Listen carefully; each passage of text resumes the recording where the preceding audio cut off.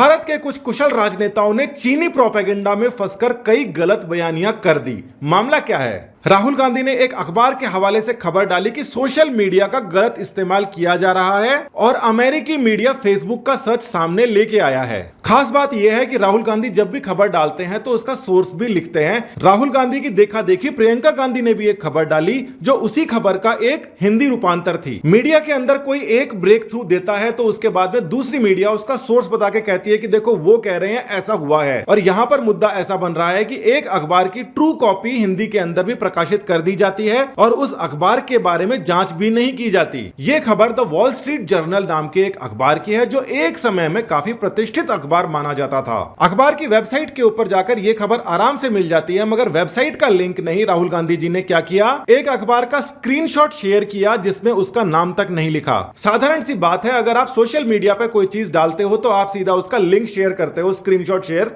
नहीं करते। स्क्रीनशॉट की जगह अगर लिंक शेयर होता है तो कोई भी लिंक पर जाकर आराम से देख सकता है कि यह खबर आखिर कौन से अखबार की है। अखबार की सारी कारस्तानियां तो अभी 1 मिनट में आ जाएगी सामने, मगर इस बात को समझिए कि चीन का जिस प्रकार से हालत आप लोगों ने बिगाड़ी है फेसबुक के ऊपर अलग अलग मुहिम चलाकर, उससे ज्यादा घबराहट चीन को किसी भी चीज की आज तक नहीं हुई है, ना इलेक्ट्रॉनिक मीडिया की ना ही प्रिंट मीडिया की। तो ये जो खबर आप देख रहे हैं वॉल स्ट्रीट जर्नल के ऊपर, जिसको राहुल गांधी, प्रियंका गांधी वगैरह ने मुद्दा बनाया है, और साथ ही यहाँ पे जो हमारे हिंदी अखबार हैं उन्होंने बिना सोचे समझे सीधा इसकी खबर बना के प्रकाशित किया है, ये एक बड़ा ही गैर जिम्मेदाराना स्टेप साबित होने वाला है। आपको ये पता है कि चाइना अमेरिका के खिलाफ किस प्रकार से प्रोपेगेंडा बनाता है, और वहां के जो सोशल मीडिया है, चीन वाले जो लोग हैं, हैकर्स हैं, वो अमेरिका की सोशल मीडिया को प्रभावित कर वहां पर मनमर्जी करते हैं। मगर इंडिया के अंदर इतने सारे लोग हैं जितने चाइना के अंदर हैं, और यहां पर जब हालत बिगाड़ने पे आते हैं तो वो किसी को नहीं छोड़ते।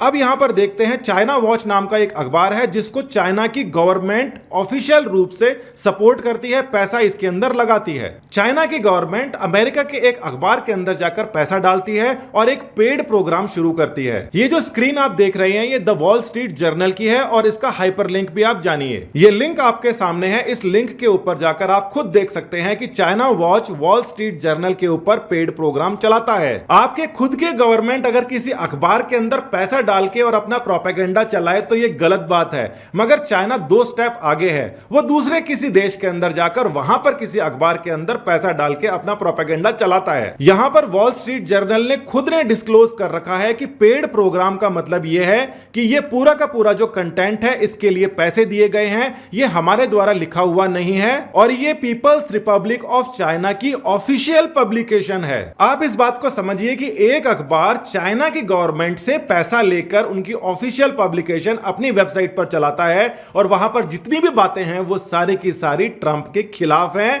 और साथ ही के अंदर इंडिया के भी खिलाफ हैं, वो भी आप जानिए। ये खबर जो आप देख रहे हैं इसको चाइना ने पैसे देकर प्रकाशित करवाया है कि ट्रंप अब चाइना से भिड़ नहीं सकते, और उन्होंने हथियार डाल दिए हैं। और इस प्रकार की सिरे से फर्जी खबर वहां पर छप रही है वॉल स्ट्रीट जर्नल में, जिसको अभी आपने देखा राहुल गांधी ने शेयर किया है। इसी खबर में आगे लिखा है कि नरेंद्र मोदी ने ट्रंप के ऊपर निशाना लगाया है कि अमेरिका का प्रोटेक्शनिज्म और आइसोलेशनिज्म बड़े तौर पर गलत है, और इसका क्रिटिसिज्म यानी आलोचना भी की गई है। ये सारी की सारी बातें प्रधानमंत्री नरेंद्र मोदी ने चाइना के खिलाफ लिखी थी, मगर उसका नाम नहीं लिया था। तो चाइना के अखबार ने अमेरिका के अंदर यह बात छपाई कि नरेंद्र मोदी ने बिना नाम लिए अमेरिका के ऊपर हमला बोला है। एक और खबर देखिए जो हमारे ही अखबारों के अंदर छपी है, जो कांग्रेस का ऑफिशियल स्टेटमेंट है, जहां पर यह कहा गया है कि प्रधानमंत्री लेह के अंदर जाकर इतना गरजे मगर उन्होंने चाइना का नाम क्यों नहीं लिया। मतलब आप यह समझिए कि प्रधानमंत्री नरेंद्र मोदी लेह के अंदर खास तौर पर जाते हैं और उनका फोकस है चाइना के साथ के अंदर जो कन्फ्रंटेशन चल रहा है, वो वहां पर जाकर वो खरी खोटी सुनाते हैं, अपने सैनिकों को तैयार करके आते हैं, और वापस आने के बाद में लोग कहते हैं कि आपने ये तो बताया ही नहीं कि किस देश के खिलाफ आपने ये बात कही है।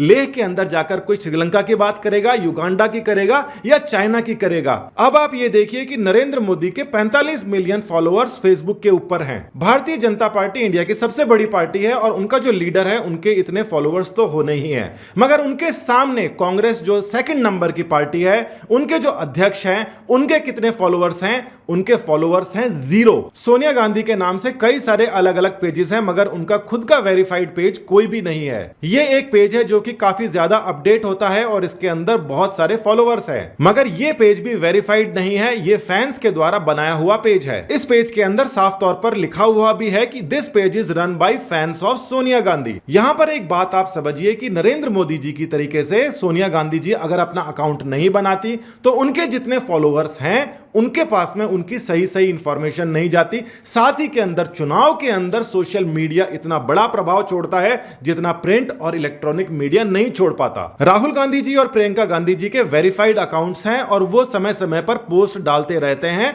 मगर ये काफी नहीं है। चुनाव में हार जीत का फैसला सोशल मीडिया करते हैं और उसके अंदर कांग्रेस के प्रेसिडेंट मौजूद नहीं है। ये एक बड़ा मुद्दा है, इसके ऊपर अभी तक कांग्रेस ने ध्यान क्यों नहीं दिया है। वॉल स्ट्रीट जर्नल जैसे पेड कंटेंट छापने वालों की 2 मिनट के ऊपर फेसबुक के ऊपर पोल खुल जाती है और यहां पर दूध का दूध और पानी का पानी 2 मिनट में हो जाता है। देश के दूसरी सबसे बड़ी दिग्गज सोनिया गांधी जी अगर खुद सोशल मीडिया के ऊपर नहीं है तो उनके पार्टी वर्कर्स के ऊपर अच्छा मैसेज नहीं जाता है। उनको इसके ऊपर ध्यान रहना चाहिए। साथ ही के अंदर राहुल गांधी जी और प्रियंका गांधी जी को भी ध्यान रखना चाहिए कि उनकी बातों का बहुत ज्यादा महत्व होता है। इस प्रकार की खबरें जिस भी अखबार की आप डाल रहे हैं तो उसको वेरीफाई करना चाहिए कि यह पेड कंटेंट दे रहा है या नहीं दे रहा। सोशल मीडिया के ऊपर प्रभाव जमाने के लिए कांग्रेस पार्टी ने कैम्ब्रिज एनालिटिका की मदद ली थी जिससे वोटों को थोड़ा बहुत अपने तरफ किया जा सके। यह कोई गलत बात नहीं है, मगर फिर भी कांग्रेस पार्टी को अगर स्ट्रेटेजी बनानी है तो यहीं के लोग अपने खुद के कार्यकर्ताओं के साथ में मिलकर अपने अध्यक्ष को सामने लाकर अगर स्ट्रेटेजी बनाएंगे तो यह डेमोक्रेसी के लिए बहुत अच्छा होगा। यहां पर क्या चलता है इंडिया में इसको केवल इंडिया वाले ही समझ सकते हैं। तो इस प्रकार की खबरें जो वॉल स्ट्रीट जर्नल ने यहां पर प्रकाशित की है उनकी क्रेडिबिलिटी संदेह के दायरे में है। सबसे बड़ा सच तो यह है कि फेसबुक के आने के बाद ही यहां पर गांव-गांव में लोगों की जो सोच है वो अपने गांव से शहर से निकलकर इंटरनेशनल लेवल तक पहुंची है। हम इसको और आगे बढ़ाना चाहते हैं और सभी के सभी पार्टीज प्रॉपरली इसके ऊपर आएंगी तो ही बात बनी रहेगी। बहुत बहुत धन्यवाद। जय हिंद।